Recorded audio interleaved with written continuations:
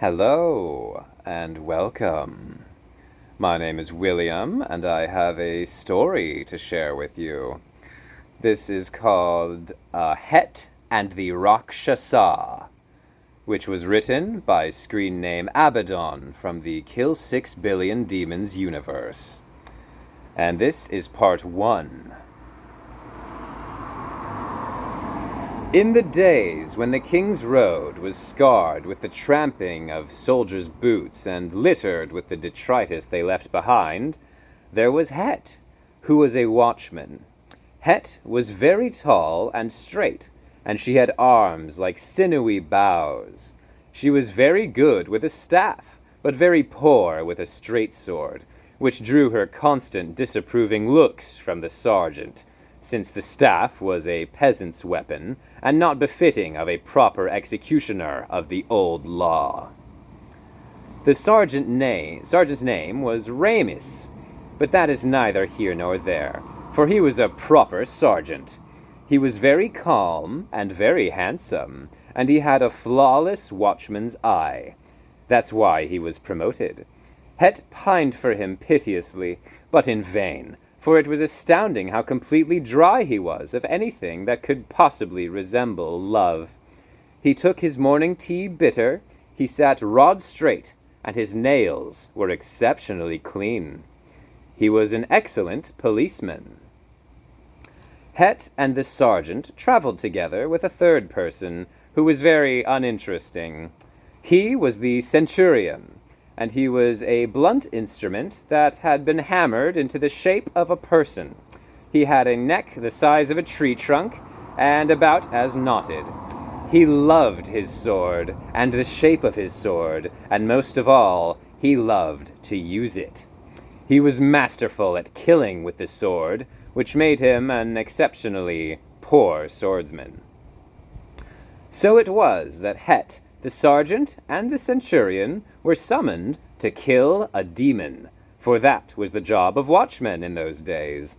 The demon was a Rakshasa, which was a special kind that crawled down a person's throat or nostrils when he was sleeping and filled him up with bile. Since it wore a person about it like a skin, it was exceptionally hard to find and root out. It fed on blood, stole milk, and abhorred the sound of lying. This was known to Het, who was studious, and the sergeant, who was intelligent, but not the centurion, who cared only about swords. The road was on fire with war most of those days, so their travel was exceptionally slow, and the sergeant kept them to their back paths. It was no place for men of the law, for the law had abandoned heaven. So it was a full 6 turns before Het, the sergeant, and the centurion reached their destination.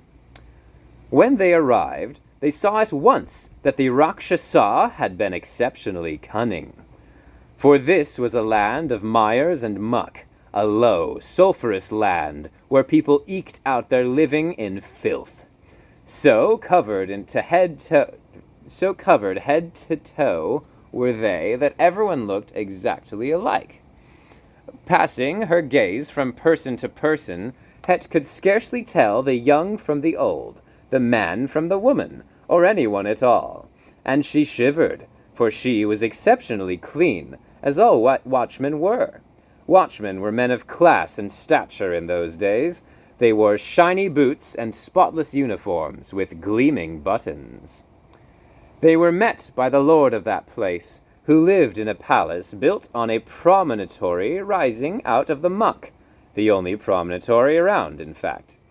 The lord was exceptionally beautiful, and had perfect nails, just like the sergeant. He was borne aloft by 4 servants, who sweated and heaved his palanquin far above the filth below, even though they themselves were often buried up to the waist. It was necessary in those days. The Lord expounded to them at length about the trouble he was in. "Oh, please," he said, fanning himself with great consternation, "do something about this filthy Rakshasa. Why, just the other day, it broke into the palace and left a terrible mess. A flock of my prized doves were all torn apart, and its muddy footprints were everywhere." "You're not to worry," said the sergeant with utmost confidence. "I rarely fail in my quest to root out evil. We'll smash your Rakshasa within the week, in the name of the old law and the fourth name of God." Het could attest to the sergeant's efficiency, and gave her firm affirmation. The sergeant, indeed, seemed to have a terrifyingly strong sense for evil, a preternatural ability to sniff out even the tiniest bit of its stench clinging to a person. This was his watchman's eye. It was a fine instrument of justice, and a great source of admiration for Het, who still thought herself a rough-spun peasant girl in braids. In fact, she was a head taller than the sergeant, and twice as brawny. But that's a tale for later. For now, she saw the sergeant's perfect fingernails, and his handsome mustaches, and his dramatic brow, and felt a strong swell of pride and longing. The Lord was very happy. He promised to give them proper accommodations at his high palace, and a bath every day to clean them from the muck of the land, and keep them in proper watchman shape, as long as they returned by the time the gates closed. And so it was that Het and the sergeant and the centurion set about the land on the first day, looking for the Rakshasa. And so ends part 1. Catch you for part 2.